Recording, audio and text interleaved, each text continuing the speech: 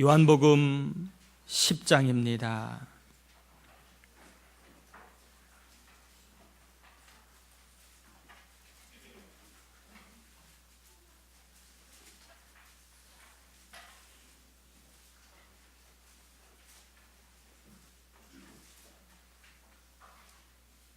요한복음 10장 7절에서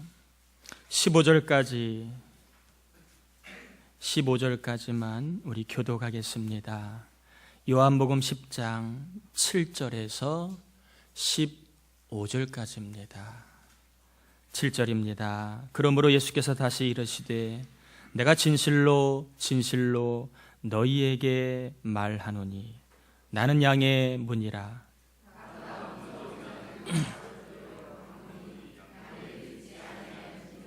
내가 문이니 누구든지 나로 말미암아 들어가면 구원을 받고 또는 들어가며 나오며 꼴을 얻으리라.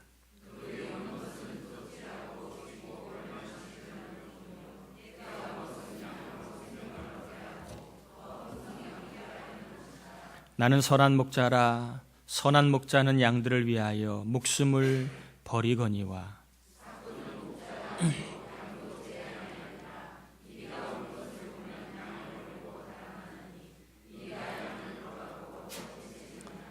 달아나는 것은 그가 삭군인 까닭에 양을 돌보지 아니함이나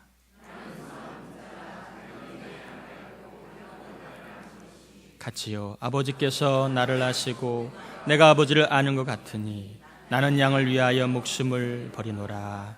아멘. 우리 옆 사람하고 인사 한번 나누고 말씀 받겠습니다. 하늘의 복을 받으시길 바랍니다. 이번에는 뒤에 앞에 분과 한 번 더 할까요? 하늘의 복을 받으시길 바랍니다.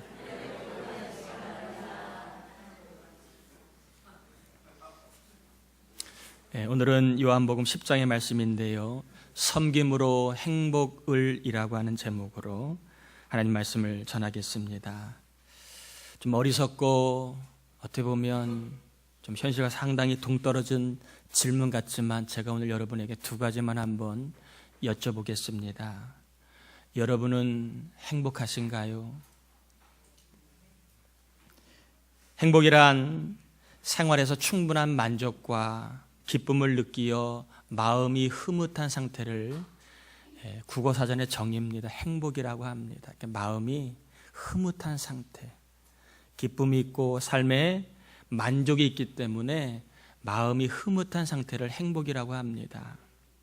그러면 여러분은 이처럼 충분한 삶의 만족과 기쁨이 있어서 마음이 흐뭇하신가요?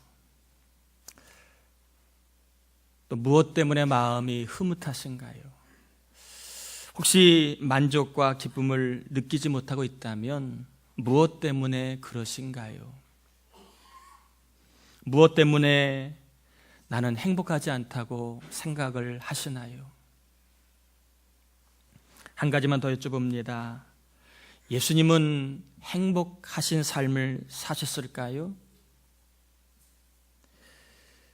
병자를 고쳐주시고 오병이어의 기적으로 사람들의 배를 부르게 하시고 또 귀신의 통치 아래 괴로움을 당했던 사람들을 고쳐주실 때에는 아마 예수님이 굉장히 보람과 기쁨이 충만하여 마음이 흐뭇해 하셨을 것입니다. 충분히 예수님의 그러한 사역은 예수님을 행복하게 하고도 남을 그러한 삶의 모습이라 짐작이 갑니다.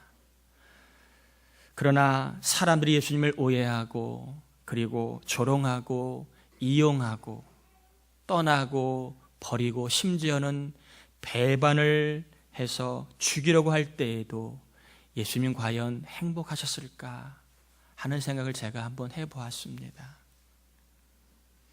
조건의 유리함과 불리함을 따져보고 상황의 좋고 나쁨을 따지고 보면 아마 예수님도 우리와 같은 육신을 갖고 계셨기 때문에 속이 상하고 괴로우신 적이 많았으리라고 생각을 해봅니다. 상황과 조건으로 볼 때 예수님이 정말 행복하셨는가라고 물으면 거기에 대해서는 답을 하기가 좀 곤란합니다. 질병으로 몸이 몹시 아픈데 행복하다고 말할 수 있는 사람이 어디 쉬운가요? 물질이 없어서 괴로운데 행복하다고 말하기가 쉽지는 않습니다. 예수님에게는 행복할 조건만 가득하지도 않았습니다. 그렇다고 불행한 조건만 가득하지도 않으셨습니다. 예수님에게는 행복할 수 있는 조건과 불행할 수 있는 조건이 같이 공존하지 않았나, 저는 그렇게 생각을 합니다. 어쩌면 우리가 볼 때 불행했던 조건이 더 많았을지도 모릅니다. 저는 오늘 본문을 묵상하면서 참 고민을 많이 했습니다. 어떻게 설교를 해야 되나, 이 본문을 가지고 어떻게 설교를 해야 되나 고민을 많이 했습니다. 예수님이 활동할 당시에는요, 사꾼들이 많았습니다. 선한 목자와 사꾼을 비유한 것을 통해서 이 사꾼들이 그 당시에는 꽤 여러 명이 있었음을 우리가 생각해 볼 수 있습니다. 이 사꾼은 뭐냐? 자칭 메시아를 말합니다. 예수님이 말하는 사꾼은요, 자칭 메시아입니다. 그 당시에는 자기가 종교적인 메시아라고, 정치적인 메시아라고 주장하는 사꾼들이 꽤 여러 명이 있었습니다. 오늘날에도 이러한 사꾼들은 정치든 종교든 간에 다 존재합니다. 내가 메시아야, 나만 따라오면 돼 라고 주장하는 사꾼들은 어느 분야든 많이 있습니다. 그러나 우리가 섬기고 있는 이 교회 안에는, 우리 교회 안에는 자칭 메시아가 제가 보기에는 없는 것 같습니다. 여러분 속으로 내가 자칭 메시아라고 생각하시는 분 계셨나요? 우리 교회 안에는 자칭 메시아가 없습니다. 사꾼이 없다는 이야기입니다. 우리 교회와 우리 모두는 예수 그리스도를 구원자로 믿음으로 죄사함과 천국 영생을 얻는다는 바른 신앙을 가지고 있고, 또한 이런 바른 신앙을 전하고 가르치고 있는 교회입니다. 또한 예수님을 선한 목자로 믿고 그분의 가르침과 말씀을 따라가다 보면 영육간의 풍성한 하늘의 복을 누릴 것을 믿고 그리고 기대하는 교회입니다. 이런 면에서 우리 교회 안에는 사꾼이 없기 때문에 사꾼에 대한 이야기를 할 필요가 없습니다. 우리 안에 이단이 섞이고 우리 안에 신앙적으로 사꾼이라고 한 사람이 있다고 친다면 사꾼을 조심하라고 얘기하겠지만 우리 안에는 그런 사람이 없습니다. 또한 초신자들이 많은 교회라면 사꾼과 선한 목자에 대해서 제가 얼마든지 설교할 수 있습니다. 그러나 우리 교회는 대부분 오래 교회 생활을 하신 분들이 많기 때문에 이러한 구원의 기초에 대한 설교를 본문을 가지고 하기에는 좀 뭔가 고민이 되었습니다. 그렇다고 본문을 뛰어넘고 11장을 하려니까 찜찜하기도 하고 또 10장 갖고 하려니까 맥이 잡히지 않는 것입니다. 어떻게 설교해야 될까? 맥이 잡히지 않는 것이었습니다. 그러다가 제가 본문을 계속 묵상하다가 설교의 맥을 잡는 구절을 발견했는데 10절입니다. 10절 한번 같이 읽어보실까요? 도둑이 오는 것은 도둑질하고 죽이고 멸망시키려는 것뿐이요 내가 온 것은 양으로 생명을 얻게 하고 더 풍성히 얻게 하려는 것이라. 10절에 나와 있는 내가 온 것은이라고 하는 구절이 저의 갈증을 풀어주는 말씀이 되었습니다. 내가 온 것은, 왜 예수님이 이 땅에 오셨을까? 왜 우리는 이 땅에 오신 예수님을 의지하고 살아야 될까? 라고 하는 것입니다. 마태복음 20장 28절에 예수님이 오신 것은, 인자가 온 것은 섬김을 받으려 함이 아니라 도리어 섬기려 하고 자기 목숨을 많은 사람의 대속물로 주려 함이라. 그렇습니다. 오늘 본문과 마태복음 20장의 말씀, 예수님이 이 땅에 오신 이유가 무엇인가? 또 우리가 예수님을 믿어야 될 이유가 무엇인가? 정확한 답이 나와 있습니다. 예수님이 이 땅에 오신 이유는 바로 섬기려고 오셨다는 것입니다.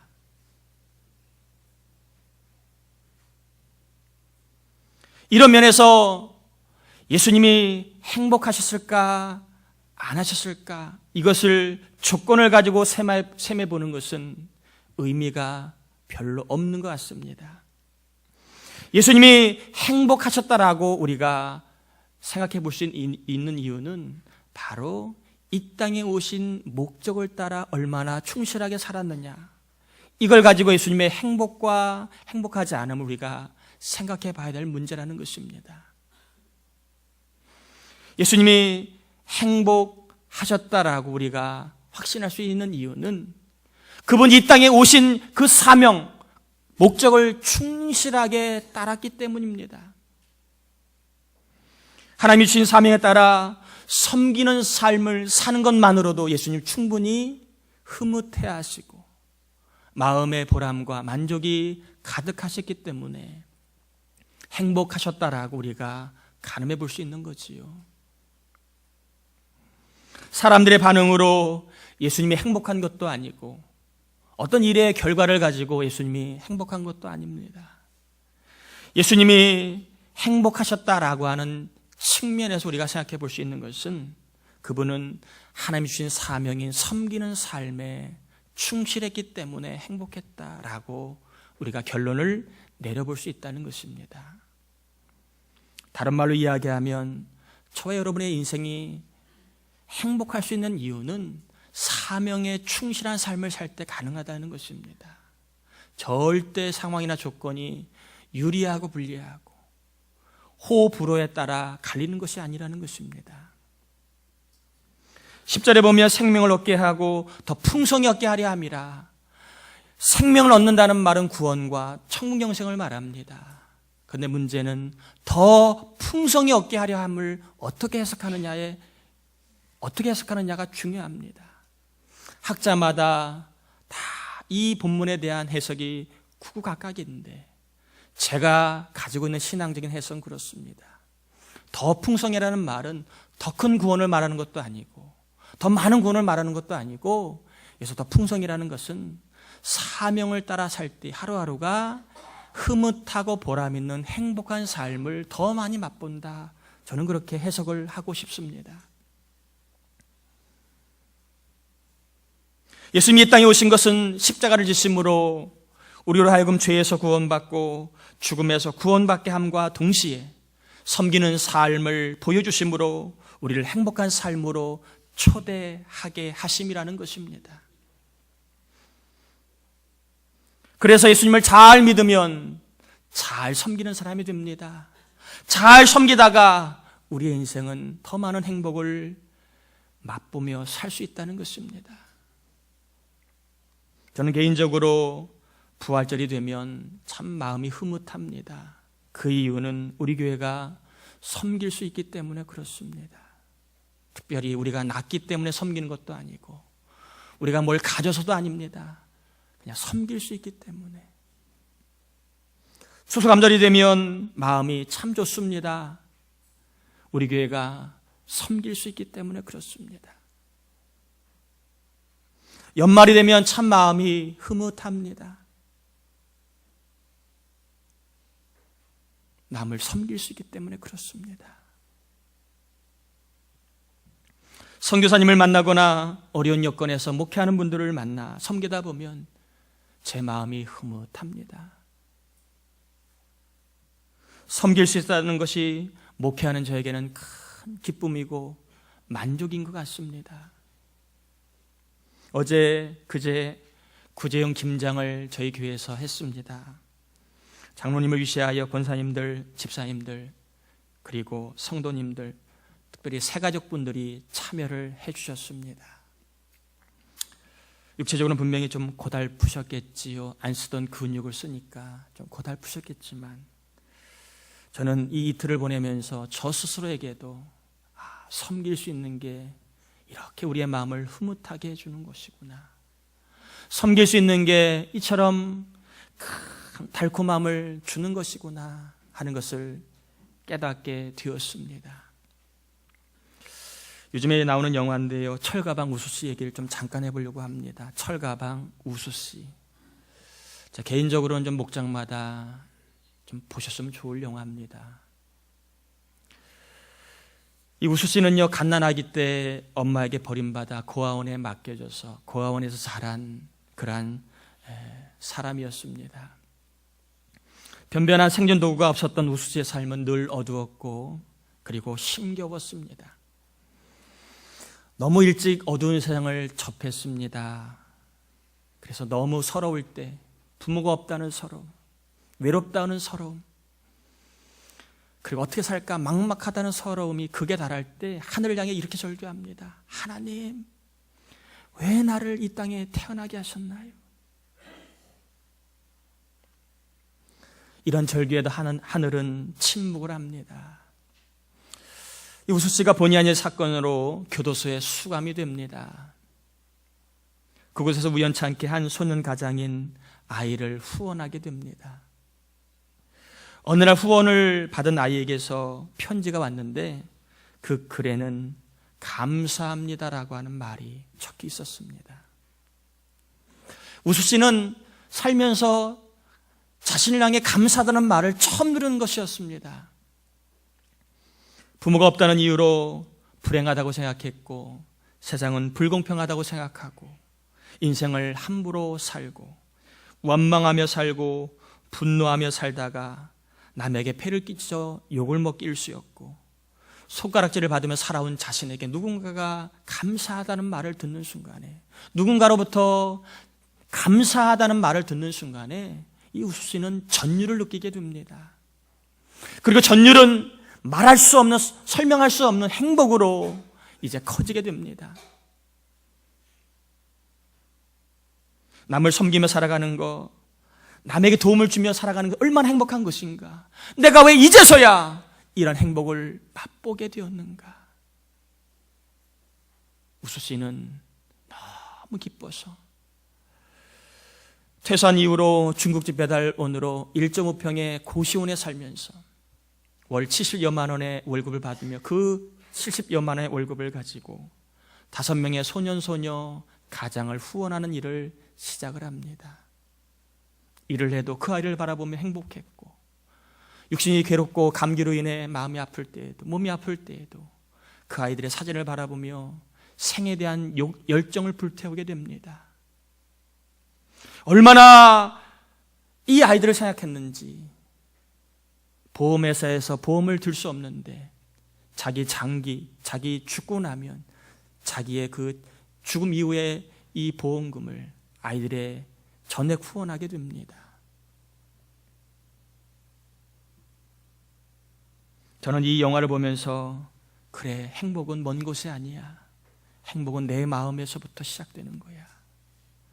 내가 나누고 섬길 때의 행복함이 시작되는 것임을 다시 한번 깨닫게 되었습니다. 따라해 볼까? 행복은 여건과 환경을 넘어 나누고 섬길 때 주어지는 하나님의 보상이다. 행복은요, 누가 주는 거 아닙니다. 행복은 어떤 것을 얻었다고 성취하는 거 아닙니다. 좋은 차도요, 일주일만 지나면 시큰둥해집니다. 여러분이 수십 년 마련한 주택도요, 며칠만 살아보면 그 흥분은 사라지기 일쑤입니다.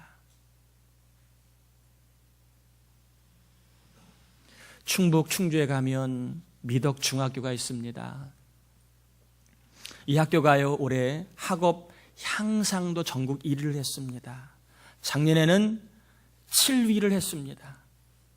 2년 만에 7위에서 향상도가 1위로 올라가게 된 계기가 있는데, 이 계기는 바로 이 미덕중학교에 근무하는 선생님들의 1시간 더 섬김 때문에 가능했습니다. 이 선생님들이 좀 학업이 어려운 아이들을 그냥 두지 않고요, 방과 후에 다 1대1로 가르치기 시작합니다. 선생님들이 아이들을 가르치자 이제 공부 잘하는 아이들이 또 멘토가 되어서 공부로 힘들어하는 아이들을 가르치기 시작을 합니다. 이것을 본 학부형들이 너무 감동받아가지고 바쁜 와중에도 매일 밤마다 간식을 날라두며 학생과 선생님들을 격려하게 됩니다. 만약에 평범하게 살았다면 그냥 이렇게 살다가 정금 가는 거지 뭐, 이렇게 마음 먹었다면 어땠을까요? 누군가의 1시간 더 섬김 때문에 교사도 흐뭇한 삶을 맛보고, 아이들도 절망하고 포기하고 원망한 아이들도 행복한 학교 생활을 맛보고, 더 나아가 학교와 학부형 간의 소원한 관계였는데 섬김을 통하여 학부모와 교사 간에 친밀해지고, 그리고 서로를 귀하게 여기는 아름다운 역사가 일어난 계기는 무엇입니까? 1시간 더 섬기자라고 하는 교사들의 그 섬김이 있었기 때문에 가능했습니다. 저는 오늘 설교를 좀 마무리하고 싶습니다. 마무리하면서 저와 여러분에게 다짐 하나 했으면 좋겠습니다. 그것은 바로 한 번 더 섬기자는 것입니다. 행복은 섬김에서부터 시작됨을 경험하시기를 간절히 바라는 마음으로 한 번 더 섬김의 삶을 한번 실천해 보시기를 부탁을 드립니다. 또한 저도 한 번 더 노력하겠습니다. 가족을 한 번 더 섬겨주시고, 부모님을 한 번 더 섬겨주시고, 예수를 믿은 지 오래되신 분들은 교회와 목장에서 한 번 더 초신자와 약한 자를 섬겨주시고, 예수를 믿은 성도들은 일터에서 한 번 더 불신자들을 섬겨주시기를 부탁드립니다. 왜 맨날 나만 섬겨야 됩니까? 라고 불평하시지 마세요. 많은 사람들이, 심지어는 교회를 다니는 성도도 행복을 모르는 시대에, 이 시대에 섬김으로 신앙생활이 행복하시고, 가정생활이 행복하시고, 직장생활이 행복하시기를 축복합니다. 섬기는 것은요, 조건이 필요한 게 아니에요. 훈련받아야 하는 게 아닙니다. 섬기는 것은요, 마음의 문제입니다. 내가 사랑을 느끼게 해주고자 하는 마음만 있으면 되는 것입니다. 특별히 내 방식을 가지고 섬기려고 하지 마세요. 그럼 남이 불편해하는 것은 그것은 섬김이 아닙니다. 특별히 내 방식대로 막 섬기지 마세요. 음식을 해도 상대가 좋아하는 거, 또 뭘 해도 상대가 좋아하는 표현을 가지고 섬기는 게 그게 사랑을 느끼게 하는 섬김입니다. 어떤 섬김은 섬김을 받는데 기분이 편하지 않아요. 왜? 자기 방식으로만 섬기니까 편하지가 않습니다. 저는 오늘 기독교 상담가인 게리 체프먼이 쓴 5가지 사랑의 언어를 좀 약간 소개하고 마치려고 합니다. 왜요? 이 게리 체프먼 박사가 사람이 이럴 때 사랑을 느낀다고 5가지를 뽑아놨습니다. 자, 섬기는 것은 사랑을 느끼게 하는 것이다. 그럼 사람이 언제 사랑을 느끼는가를 좀 알고 우리가 섬겨야 그게 효과가 좋지 않겠습니까? 내 방식대로가 아니라 상대방이 사랑을 느끼는 방식이 무엇인가? 사람들은 보통 다음과 같은 5가지의 경우에 뭘 느낀다고요? 사랑을 느낀다고 그럽니다. 그런데 다 해당이 되는 건 아니에요. 어떤 사람은 이런 경우에, 어떤 사람은 저런 경우에, 어떤 사람은 2가지에, 사람마다 약간씩은 다릅니다. 첫 번째는 칭찬과 격려를 들을 때, 즉 인정해주는 말을 들을 때 사람은 뭘 느낀다고요? 사랑받음을 느낀다는 것입니다. 특별히 남자들은 이게 강하지요. 칭찬해주고 격려해줄 때, 우리 집사람이, 우리 가족이 나를 뭐 한다고요? 사랑해주고 있구나. 그런데 칭찬도 안 하고 격려도 안 하면 남자는 내가 사랑은커녕 무시받고 있구나라고 느낀다는 것입니다. 우리 여자 성도님들, 주의 음성으로 들으시길 바랍니다. 마크 트웨인이요, 이렇게 말을 합니다. 나는 한 번 칭찬을 받으면 2달을 잘 살 수 있다고 얘기했습니다. 그러니까 남자는 6번만 칭찬해주면 1년을 잘 살 수 있는 존재가 남자입니다. 그러니까 여러분, 눈에 보이는 것 갖고 칭찬하려면 힘들어요. 그냥 눈 감고 믿음으로 칭찬하세요. 보고 칭찬하려고 하면 승질이 납니다. 그러니까 눈을 딱 감으시고 주여 하시고 칭찬하세요. 사람은 칭찬과 격려의 말을 들으면 내가 사랑받고 있구나 느낀답니다. 두 번째는요, 여자들에게 강한 겁니다. 공감하는 대화나 함께 활동하는 시간을 가져줄 때 사랑을 느낀다고 합니다. 특별히 여자와 아이들이 해당이 됩니다. 아이들은요, 얼마짜리를 사줬느냐 기억하지 않아요. 부모는 죽을 때까지 기억하지만 아이들은 금방 잊어버려요.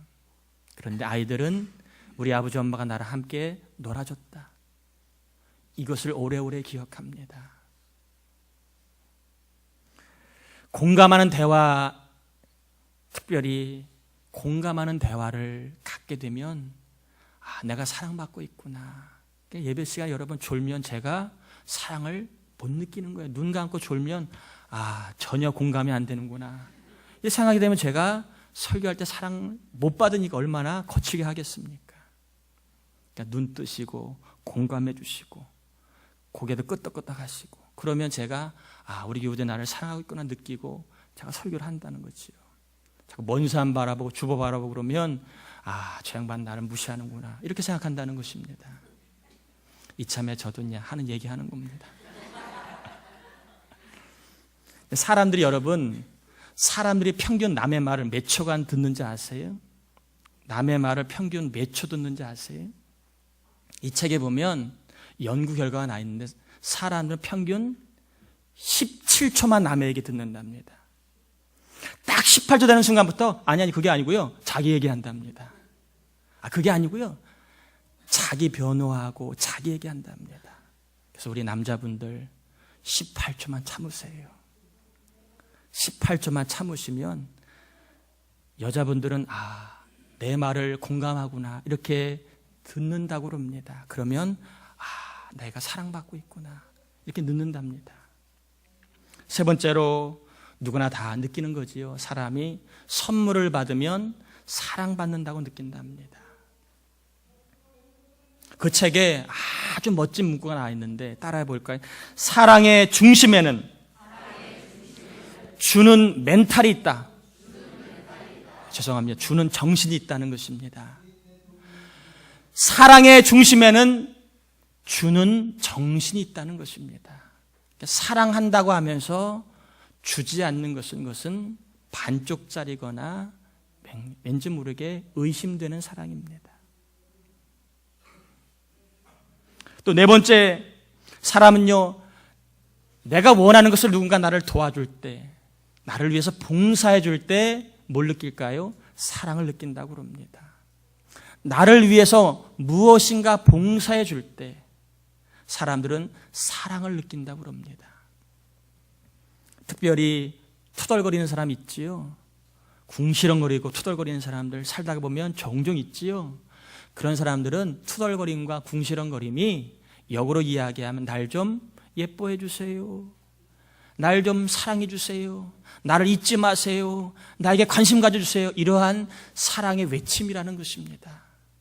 특별히 궁시렁거리지 마 이러지 마시고 이런 사람에게는 역으로 사랑이 배나 필요한 것입니다.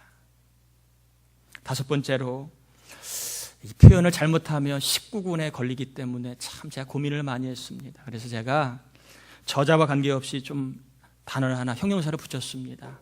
고상한 스킨십이 있을 때 사랑받음을 느낀다는 것입니다. 예를 들면 사람이 이렇게 누군가 나를 이렇게 안아줄 때, 그리고 등을 이렇게 토닥거려 줄 때, 그리고 남자 같은 경우에는 진심으로 악수를 해줄 때 사랑을 느낀다고 그래요. 우리 이 시간 한번 연습 한번 해볼까요? 남자분들은 악수하시고 여자분들은 등을 한번 토닥거리면서 당신이 최고야 이렇게 한번 해주세요.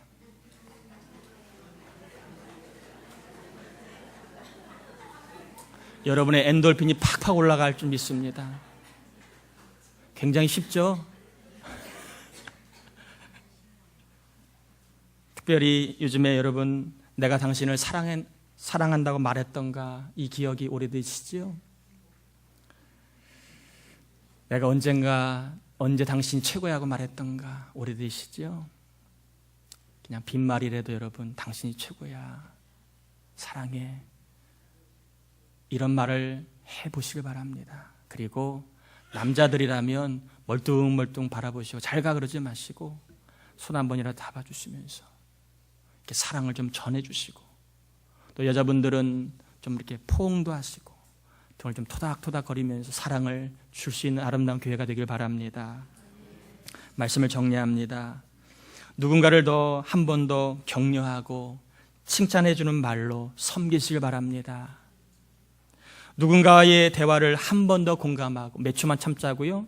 17초만 참으세요. 여자가 17초만 딱 참으세요. 그 여자는 이 고무줄과 같아가지고 저절로 싹 사라집니다. 그리고 누군가와 함께 시간을 한번 보내보시길 바랍니다. 누군가에게 한 번 더 선물을 함으로 섬기시길 바랍니다. 누군가를 한 번 더 도와줌으로 섬기시길 바랍니다. 누군가를 한 번 더 쓰다듬어주고 손을 잡아줌으로 섬기시길 바랍니다.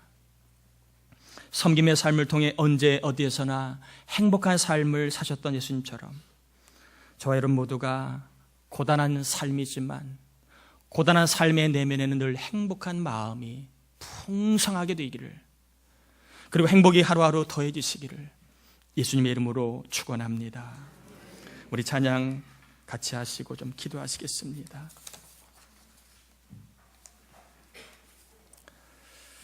우리 1절만 하시고 좀 기도할 텐데요. 우리 2절만 합시다. 내가 먼저 섬겨주지 못하고. 우리 2절 하시면서 섬김의 삶을 다짐하고 구하는 마음으로 찬양합시다. 내가 먼저 섬겨주지 못하고, 내가 먼저 이해하지 못하고, 내가 먼저 높여주지 못하고 이렇게 고집 부리고 있네. 그가 먼저 섬겨주길 원했고, 그가 먼저 이해하길 원했고, 그가 먼저 높여주길 원했네.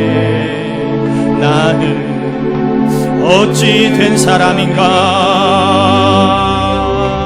오, 추악한 나의 욕심이요, 오, 서글픈 나의 자존심이요, 왜 나의 입은 사랑을 말하면서, 왜 나의 마음은 화해를 말하면서, 왜 내가 먼저 쳐줄 수 없는가? 왜 내가 먼저 손해볼 수 없는가? 오늘 나는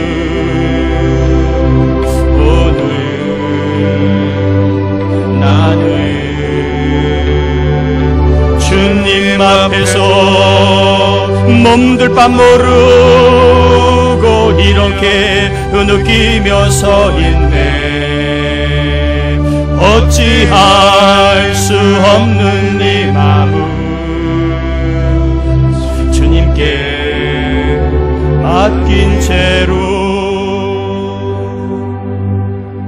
우리 같이 이 시간 들은 말씀을 따라 내가 하나님 섬기며 살 수 있기를 위해서 힘들고 어려운 여건이지만 섬기고 사랑하다가 삶의 자리자리마다 주시는, 하나님 보상을 주시는 행복감을 맛보는 삶이 될 수 있도록 내가 누구를 섬겨야 되겠으며 어떤 방식으로 사랑을 느끼게 해줘야 되겠습니까?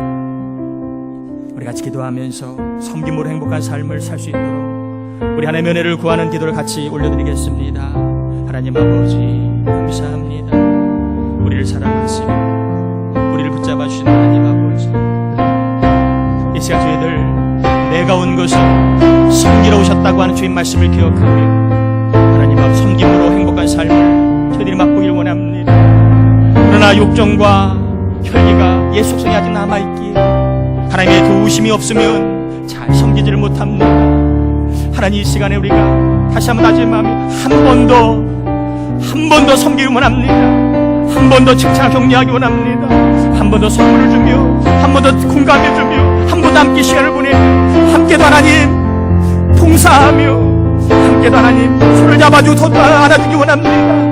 그리하여 하나님, 우리 가족이 힘을 내게 하시고, 우리 교우들이 힘을 내게 하시고, 행복하게 도와주시옵소서. 하나님, 도와주시옵소서. 섬김으로 행복한 삶을 이제부터 더 충만히 하루하루 누리고 경험하게 해 주시옵소서.